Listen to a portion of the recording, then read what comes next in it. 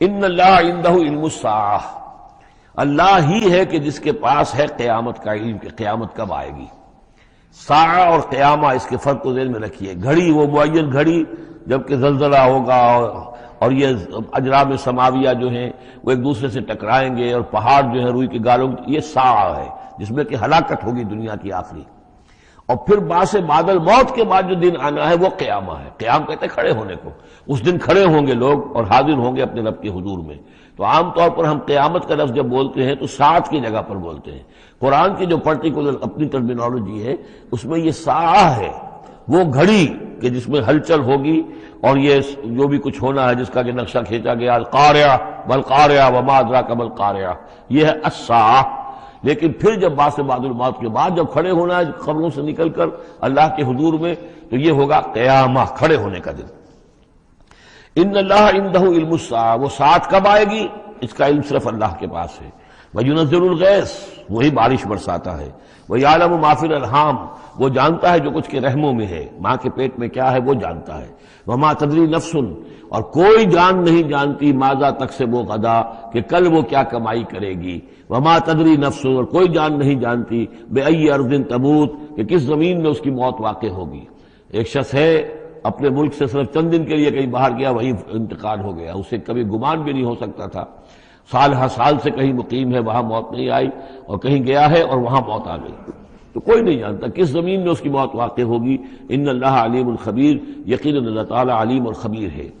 یہ جو 5 چیزیں یہاں گنوائی گئی ہیں اس میں آج کل بڑا اشکال ہے، اور لوگ کہتے ہیں کہ یہ آپ پتہ چل جاتا ہے کہ ماں کے رحم میں جو ہے، ماں کے پیٹ میں بیٹا ہے یا بیٹی ہے۔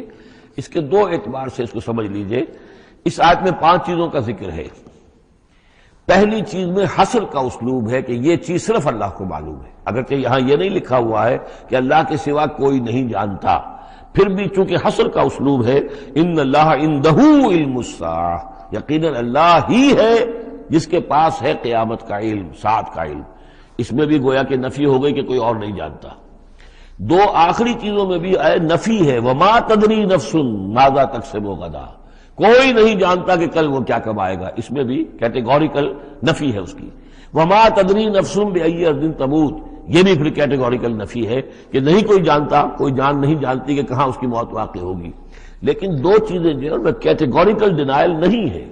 وَيُنَزِّلُ الْغَيْثَ، اللہ بارش برساتا ہے، یہ کہاں لکھا؟ نہ یہاں اس حصر کا اسلوب ہے، نہ یہ لکھا ہے کہ یہ کام جو ہے صرف اللہ کرتا ہے۔ اسی طرح یعلم ما فی الارحام، اللہ جانتا ہے جو کچھ کے رحموں میں ہے، اب یہ جو نہیں لکھا کہ کوئی اور نہیں جانتا۔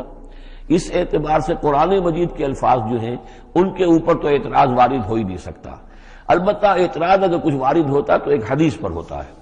حدیث میں یہ آیا ہے کہ حضرت جبرائیل نے جب پوچھا تھا کہ مجھے قیامت کے بارے میں بتائیے، تو اس میں سے ایک روایت میں یہ الفاظ آئے ہیں کہ فی 5 لا یعلمہن الا اللہ، یہ قیامت کا علم جو ہے یہ تو ان 5 چیزوں میں سے ہے جنہیں اللہ کے سوا کوئی نہیں جانتا، اور وہاں حضور نے یہ ساری چیزیں گنوائی ہیں۔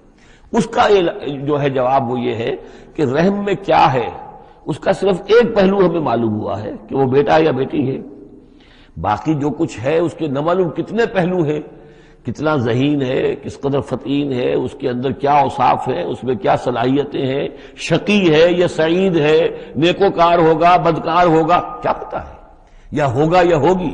تو اس سے یہ کہ اس کی جو حدیث کا بھی معاملہ ہے اس کی بھی جو ہے اس کی توجیہ موجود ہے، اس پہ کسی گھبرانے کی ضرورت نہیں ہے۔ ان اللہ علیم الخبیر، یقیناً اللہ تعالی علیم اور خبیر ہے۔